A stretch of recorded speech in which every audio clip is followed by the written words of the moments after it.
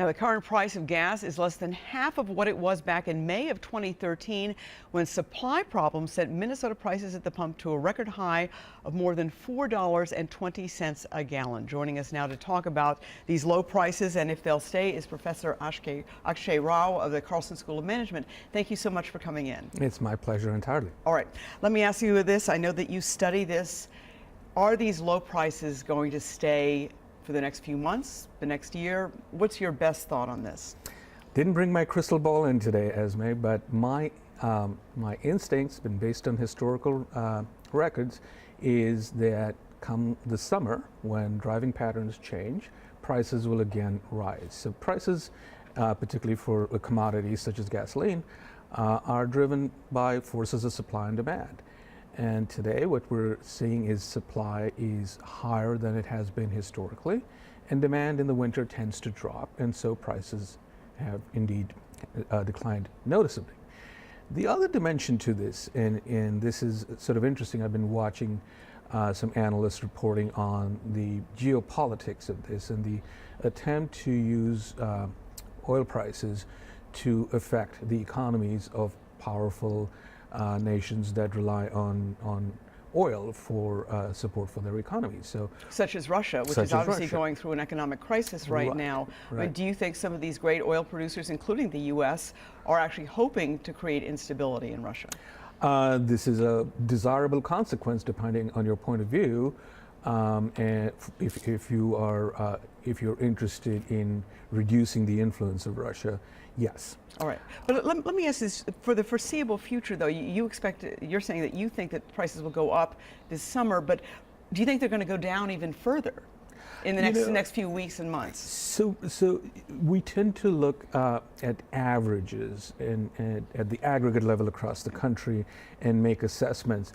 I think there are temporal variations over time and local geographic variations that escape our scrutiny. So you will see a lot of variation in gas prices, whether you're shopping in the suburbs, for instance, versus the downtown areas, whether you're shopping in areas where people seek more price information when they're making purchase decisions, or the people are price insensitive. So that's one way to look at it.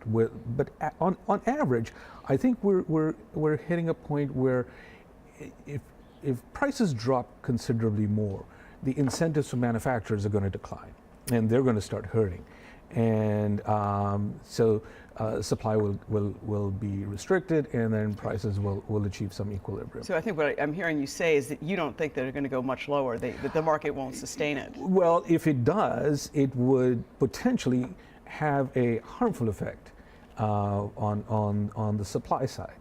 The other side to keep in mind is, and this is not a particularly popular point of view, but it is an important point of view, is a decline in gas prices will result in increased consumption. And that has long-term adverse consequences in the areas of climate change, and recognize that we are dealing with a finite supply of fossil fuels. So, it's not like it... So you're saying definitely possibly negative consequences for the environment. Let me ask you this, though. In terms of OPEC has not cut its production, and a lot of people think that OPEC's goal is to get the U.S., in turn, manufacturers, to cut back on their production because there's been such a spike in U.S. production. Do you think that's what's going on here? And will U.S. manufacturers stop producing? It sounds like they already have in some places. Right. So it is a classic, it's a peculiar version of a price war, where you've got one competitor attempting to influence the behavior of another competitor by controlling either prices or quantity.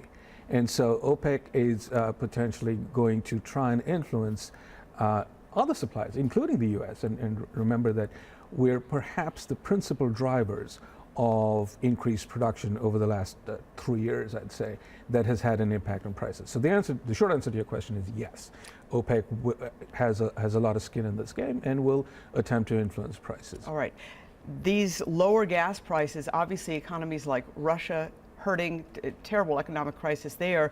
Overall, though, will the impact be great enough on the economy that potentially you could see slides in the stock market as a result? Now that I don't know that you could make that prediction because there are beneficial effects Such as consumer spending. on consumer behavior. So every dollar you save on gasoline, you spend on other things, and that could drive demand for products and services, which are net going to have a positive effect on the economy. Professor Rao, thank you so much for joining us. We appreciate your insights this morning. Thank you very much. All right.